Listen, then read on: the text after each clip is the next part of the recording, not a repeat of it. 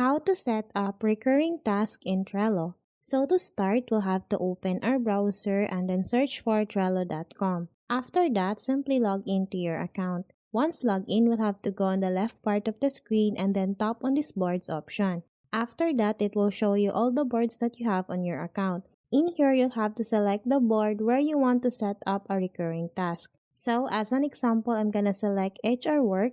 And then in here to set up a recurring task, the first thing that you need to do is to add a Power App. To do that, we'll have to tap on this Power Apps option.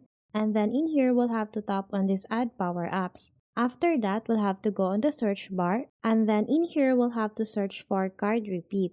And then after that, we'll have to tap on this one. So in here, if you haven't added this Power App to your account, you will see an Add option here. But since I have already added this on my account, I no longer see that option here.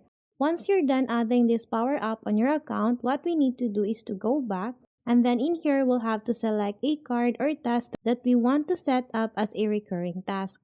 So as an example, I'm gonna select on this one, and then in here we'll see this repeat option. What we need to do is to tap on this one.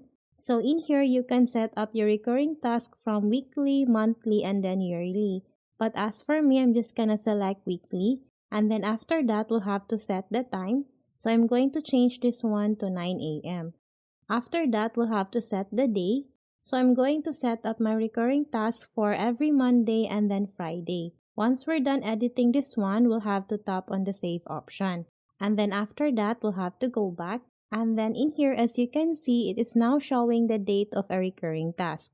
So that's how easy we can set up a recurring task in Trello. Thanks for watching, and if you find this video helpful, please don't forget to subscribe, hit the like button, and then the notification bell so you won't miss any of our future videos. See you on the next one.